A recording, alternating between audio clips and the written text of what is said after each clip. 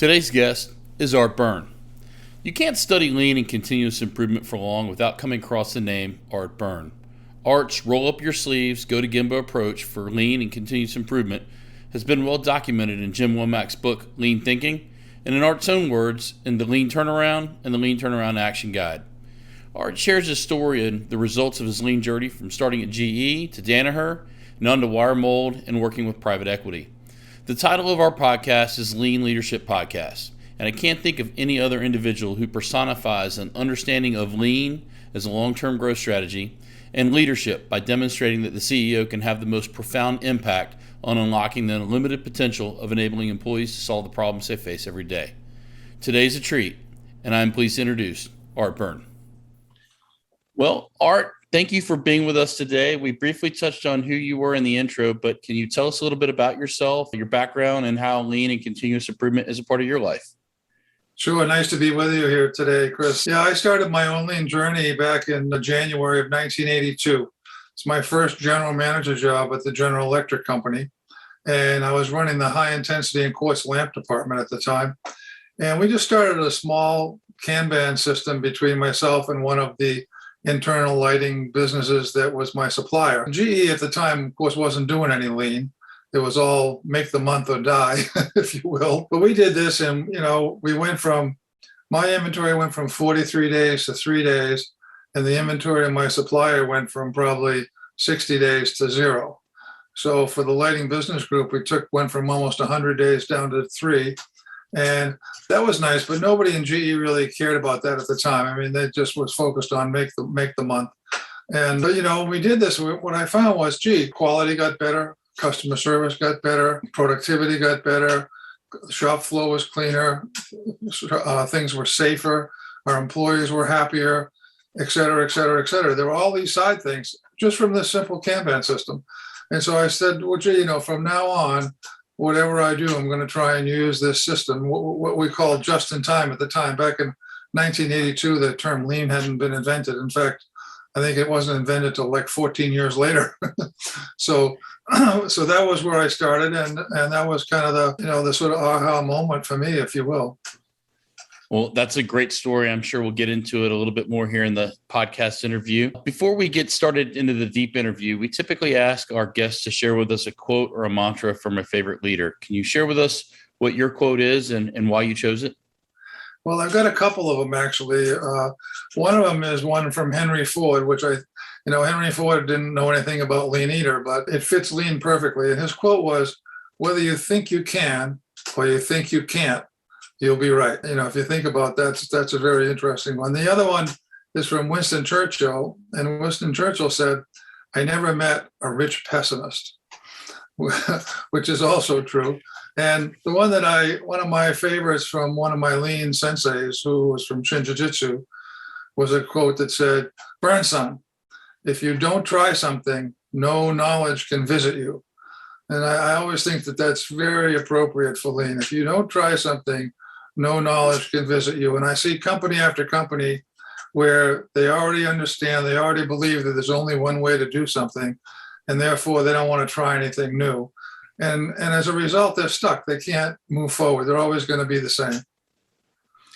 My mentors have really helped me out in the past where the 3 magic words are run the experiment. I sometimes it's just humor me. You're probably right. I may be wrong, but please, just for the benefit of our learning, run the experiment. And it works, right? I mean, you learn something every time you try something. Great knowledge, Art. I appreciate you sharing that with us. Well, I think, lean is more about changing people's mindsets than it is anything physical.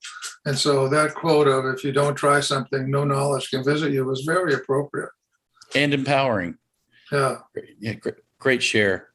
Well, one of my guests with this podcast, Art, is to help other leaders with lean and continuous improvement resonate with your experiences. So can you tell us kind of this, you touched on it a little bit with GE, but you had this one moment where it worked out. Can you talk to us about how that followed you in your career and where it's taken you, of course, of your profession? Well, sure. From GE, I went to be a group executive at a company called Danaher Corporation. This was in the early days of Danaher, where we had the 2 Rails brothers, and we had 2 group executives, myself and another, and that was it. And we came across the Shinjujutsu consultants, and we started doing lean in my portfolio companies. I had 8 of the 13 Danaher companies at that time. And one of them, Jake Break, that was when my office was actually in the Jake Break building, as was the other group executive. And the results we got at Jake Break were so fantastic. Jake Break makes engine retarders for diesel trucks, the big, heavy on-road ones. And they were about ready to go out of business. And we started lean. And over the course of the first 5 years, we were getting a 29% productivity gain in numbers of breaks per man hour for the first 5 years, 29% per year, if you think about that. It was a UAW, and over about 10 years, Jake Break quadrupled its sales with about the same workforce, the same square footage of space, took inventory turns from 2 to 25, took lead time from something like 82 days to overnight, all those kind of things. So it took earnings from about 4% pre-tax to about over 30%. So, just one thing after another. And, that was a tremendous success. And then we expanded it through all the rest of Danaher. We started something called the President's Kaizen, where we took all 13 Danaher presidents. We took them to Japan for a week. We showed them a bunch of lean companies. We brought them home, and then we forced them to do a 3-day Kaizen at one of our facilities every 6 weeks. At first, they said, well, wait a minute, I'm a president of a business. Why the heck am I on somebody's shop floor moving things around? And the results we got in 3 days were so fantastic that after a couple of these sessions, the president stopped complaining and made sure that they cleared their calendars to be on the next one. Because, and the workforce, when we go to a facility, they say, well, gee, it's really interesting that Danaher will send all of its presidents down to our business to try and help us. But we've been working here for 20 years and, nothing's changed in 20 years. What are you going to do in 3 days? And at the end of 3 days, they would say, hey, wait a minute. You're not really going to leave tomorrow and leave us with them, are you? So it was, that was what happened there. And Danaher, of course, went on to be a pretty famous company with the things that they've done, all from that background. Then I went to become the CEO of a company called the Wiremold Company. It was a privately owned company in West Hartford, Connecticut. Before I got there, for the 2 years before I got there, earnings had declined by 82%. So it was kind of like, house on fire, we got to do something. And we started a very aggressive lean program. Over the course of 10 years, we were able to more than quadruple sales. We increased our inventory turns from 3 to over 18. We increased gross margin by over 13 points. We brought up EBITDA from 6% to 21%. And we increased the enterprise value by almost 2,500% over just under 10 years. So that was a really good success for everyone. And from there, I went into the private equity world, where I was chairman of a bunch of companies, and we used lean in all those companies to improve our returns on investment. So I have to imagine, Art, that while the balance sheet results were incredible, there had to be some morale boosts and people elements that just like people, it tends to expand upon itself. If Kaizen, when done right, becomes addictive and everybody wants to be a part of it. Did you guys experience that as well? Absolutely, every time. And it's because we involved the people. Whenever we did a Kaizen, we had half of the team was salaried and half of the team were the hourly people in the area that we were working on. So they were part of the solution, and therefore they were happy with what they got. Whereas most companies, when they do any kind of improvement, it's a bunch of salary people doing something to the hourly people, right? If you do it the other way around, you get everybody involved. I'll give you an interesting example. When I first went to Wiremold, I went out on the shop floor. We had a lot of different kinds of equipment, one of which was a rolling mill, because we were making raceway and fittings for electrical uses. And, I had never seen a rolling mill, and it's a big, long machine, about 150, 200 feet long. And I said, well, how long does it take to change that over? And they said, well, about 14 hours, and I looked at them and I said, well, wait a minute, we can't do that. We have to have it under 10 minutes. And of course, they all said, well, who's this idiot? How do we get him as our CEO? Because we just told him it takes 14 hours. And his response is, it has to be under 10 minutes. So now, of course, if I had just said, look, go make it under 10 minutes, I'll check in with you, nothing would have happened, right? Because for the last 10 years, it was taking at least 14 hours. But we didn't do that. We did Kaizens. We involved the people. We did it on the Kaizen. It took us quite a while because the machine was pretty busy. We could only get at it on weekends, holidays. And we had to make some alterations to it. Nothing very expensive, but we had to do that. So anyway, about 18 months later, we could change that machine in 6 minutes. Now, think of the impact that that has to people when they say, this is stupid, and then they're part of taking it from 14 hours to 6 minutes. The next thing is to say, well, that was really interesting. What's his next stupid idea going to be, right? And so, but you get real buy-in, and you get buy-in from the people. If I'm asking you to work 14 hours to change a machine over, and I help you get it down to 6 minutes, you're not usually going to be mad at me, right? You're pretty happy with what happened. I mean, if you contributed a lot of the ideas yourself, you're even going to be happier. So that's a great example, and it resonates all through Lean and everything I've ever done in terms of how you get people on board, how you make change. And really, if you do it successfully or correctly, you're going to change the culture. You have to change your culture in order to be successful with Lean. That's great advice. What I love is I just have this mindset of you being out on the shop floor side by side with these guys and women, just changing stuff around, running experiments, trying to figure out how to those little pieces. I mean, obviously you didn't get to 6 minutes overnight. It was, step functions along the way, and a lot of learning and probably a little bit of failure along the way too. That's right. But, the idea of, being out there with the people, I don't know how else you do it. And I think, CEOs that try and do it from their office and delegate it down, they're never going to be successful at this. They have to be out there hands-on. I always say, if you have a company and you let me spend a week on your shop floor, by the end of the week, I'm going to know more about your business and how it runs than the CEO does, because they never go out there. It's kind of like, if you ask anybody, well, you say, well, our setup times take 2 to 3 hours. I say, oh, okay, well, that's interesting. How many of you ever watched the whole 2 or 3 hours? You'll never find anybody in any company that will say, oh, yeah, I watch it all the time. They never do. Oh, this takes too long. I don't have time for that. But if you force them out there to see it, and then they say, holy smokes, this doesn't look very good. There's a lot of waste over here. Yeah, at a previous employer, I walked on the floor with the CEO of the company, and he knew the results of the work that I did, but he didn't completely understand what I did. And as we're walking around and I'm showing some of the different improvements, and I'm letting the people that did the work that are closest to it, our experts, give the presentation to them. And then afterwards, I'm walking along and I'm bumping fists with people, shaking hands, asking them how they're doing. And he goes, is this bumping fists and shaking hands, is that really what this Lean thing is? It's like most of it. I mean, that's where it started. But, I knew where everybody's kids were going to go to college. I knew who was playing on the football team. I knew who had birthdays coming up. And that when you have that kind of engagement with the people that you're working with and trying to help, then they're genuine about wanting to help you out. There's not a lack of trust when it comes to that. Absolutely. That's a very, very important part of the whole thing. Well, you've shared with us a lot of successes, Art, but I have to imagine there has to be a moment where things didn't work out as you planned. Can you share with us maybe what you consider your biggest setback with Lean and what you learned from that with our listeners? Well, I wouldn't point to any one big setback, because we never really had that. But we had a whole lot of small ones.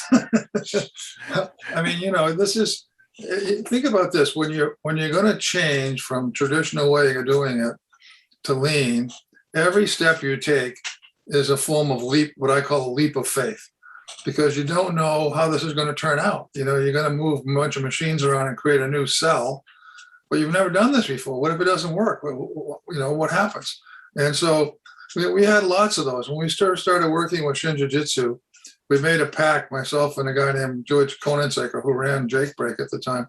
We said, look, whatever they tell us to do, we're just going to do it. And even if we think it's the stupidest thing we've ever heard. And about half of the time, we thought it was the stupidest thing we ever heard. But we did it. And about half of the time after we did it, it didn't work. But the real key to it was, we said, but we're never, ever going to put it back the way it was. If it didn't work, we're going to figure out how to make it work, because we could understand what the mentality was, why we had made this move. We could understand that. The fact that it didn't work took a little longer for us to decipher, but we just never made it go back. Because most companies, if they try something and it didn't work, there's a lot of people going to say, see, I told you so. And right away they go back the other way, and then they're done. You're toast. You're never going to get better. Yeah, that's important in the sense that running the experiment, but being committed to it, and when learning from when things don't go the way that you intended to. But I love that never going back. That's a great mentality to have from a leadership standpoint. Art, you've been around a lot of companies. You've had a lot of opportunity with experience. I'm sure you've seen some great things. I'm sure you've seen some not so great things. Is there a particular lean or continuous improvement pet peeve or something you frequently see being applied or done wrong? Well, yes, there is. And I think it's really, it's really a couple of things. One of them is most companies that start down this path, probably over 95%, they think of lean as a cost reduction tool, period. That's what it is, just cost reduction. And, if you start that way, you'll get a little cost reduction, but you're never going to be very successful. And the other thing is because they think of it that way, they can't see lean as a strategic thing, as a strategy, as a way to run your business. And because of that, again, most companies will fail. They'll look at it as a bunch of tools or whatever, and maybe they'll have some success doing some Kaizen, but it won't take too long before the whole thing falls apart and it goes backwards. It just because they didn't change the culture and they didn't do the right thing. They let sales and marketing continue to sell in big batches, with volume discounts and other stupid things. They force next month's sales into this month in order to make the month. They do a lot of the traditional stupid things, and they're just not thinking about it the correct way. That's great advice. I think what comes out of that is the old ways don't work sometimes, but oftentimes, in my experience, we've trained our customers into their bad habits with our processes. And what we don't realize is while one part of the organization looks good, you have these little pockets of excellence. The bubble has to pop somewhere, and usually it happens closest to the delivery. So I can relate to that. If you could share something with our listeners as far as the most important thing that you've learned in your career journey, what would it be? Well, I guess it would just be the simple idea that lean works a whole lot better than the traditional approach to running a business. It gets people involved. It creates a culture. And once you get to be a lean enterprise, you're awfully, awfully hard to beat. There's not many people that are going to beat you. So lean is a competitive advantage, not just for people, but for the marketplace? Absolutely. Lean is the most significant competitive weapons I've ever seen. When we first started working with Shin Jiu-Jitsu, these were the 3 ex-Toyota guys. And we said, why would Toyota let you guys loose to teach the rest of the world this? This is the most significant strategic weapon we've ever seen. And Mr. Iwata said, he said, I can tell you about lean. I can take you and I can show you lean, but I bet you can't go home and do it. And that's always been very, very true. It's true today for almost all companies. They can read about it. They can go to a seminar, try and implement it yourself. You can't do it. Even if you go on a tour, you have to understand the behaviors and the mindset that comes with it. It's just you can't copy something in one place and put it in a new place. It won't work. I've taken groups through. I'm in Memphis, Tennessee, and there's a great Nissan plant down in Canton, Mississippi. That pre-pandemic, they would let anybody, as long as you weren't making cars, they'd pretty much let anybody come in and take a tour. And so whenever we were talking about visual management, I said, let me show you what visual management really looks like. Let's go take a field trip. And but you can't copy signs hanging from the ceiling to make it work. You have to understand the intent and the mindset that goes behind it. But seeing an example in real life helps a lot. Yeah, it does. Well, if there is a leader on this podcast, Art, that's a little bit further on in their career, maybe they have a little bit of lingering doubt, what piece of advice would you offer to them in regards to lean or continuous improvement? Well, lean is learned by doing. You can't learn it, by just supporting it or whatever. You have to learn by doing. And so, to me, the leader has to commit to becoming a lean expert. If you think of the story I told you earlier about the rolling mill that took 14 hours, if you hadn't really learned lean yourself, you would never, as the leader, you would never say, okay, get it to 10 minutes. Because you would, that would be stupid to you. And it's going to sound stupid to the people you're saying it to. So I think the key advice is if you're going to try and be lean, then the lean leader has to be the zealot and they have to have hands-on knowledge. I think starting out, any lean CEO or owner should commit to being on at least 12 full week Kaizens in the first year. I mean, full week on the shop floor, very involved, not doing anything else, just the Kaizen for 12 different weeks that year. That's committing a quarter of your year to improvement. And that's as a CEO, like on the shop floor in the Gemba, doing the real work. Absolutely. But there's nothing you're going to get a bigger return from than that. That's great advice. A mentor of mine passed on to me is, of the few things that you can't delegate your knowledge, you can't delegate your relationships. Therefore, you cannot delegate improvement. You have to be a part of it. And that's the best advice that I've ever heard in my career. That's right. Well, do you have a favorite book, author, or mentor that you would recommend to our listeners? Well, there's a lot of great books out there. I've written a couple. But early on, the ones that I used were, I really liked Ono's book on the Toyota production system, because it talked not only about the production system itself, but it gave you a lot of the why. Why do we do this? Why are we thinking this way? And the book Lean Thinking by Womack and Jones was a terrific book, a seminal book. And one of the more detailed and good reads now is Jeff Fleiker's 2 books on the Toyota Way. I mean, those are fabulous. And if you really want to learn the real detail, I mean, it might scare you to death when you find out what you have to do, but it's very, very good. Usually anything that's worthwhile takes a hard effort to accomplish. So I appreciate it. Those are great book recommendations. I'll put links to all that in the show notes page for our listeners. Art, we know as in continuous improvement, magic wands don't exist, but if they did, and you could wave a magic wand at anything with a group or facility that you're working with, what would you try and fix first? Well, of course, it would depend on the type of business that it was. But if it's a machine-based business, where you're heavily dependent on equipment and setup times and all that, then you know that you want to go from batching to flow. You can't get to flow and keep long setup times. And so one of the earlier things you have to focus on is getting all the setups down under 10 minutes, at least under 10. You want to get them down closer to 1 or 2. Because if you don't do that, you eventually can't have any flow. You're tied up with all these long setup times. And so any kind of business like that, that's what you'd focus on. If it was a business that didn't involve a lot of equipment, then you'd really focus more on flow. And how do you let's say you were trying to process a loan at a bank, and it takes now 3 weeks by the time the application comes in before you can give an answer. Well, what if you just took one person out of each department that it has to go through and sat them around a table and just pass the application around the table? Now you can have an answer in 10 minutes, 15 minutes. So, you go from 3 weeks to 10 minutes. That is a strategic advantage. So it would depend on the business, what you focus on. I love that. I've seen groups where they actually took the multidiscipline function and they sat groups around product types rather than their traditional, manufacturing, engineering, R&D, finance. It's like literally putting a group, they all sat together in a pod, and their decision-making was lightning fast. And it was usually better than it was with the long groups. Absolutely. Well, Art, if people want to learn more about what you do, or if they have a question for you in regards to what they heard today, what's the best way for people to get in touch? I would say the best way is just by email. My email is very simple, artbyrne@comcast.net. And Byrne is spelled Byrne.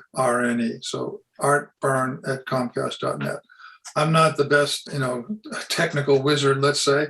I don't belong to any of the social media things. So a lot of people contact me by LinkedIn, but I don't do LinkedIn. So I don't do Facebook. I don't do any of that stuff. So the best way is just simple old email.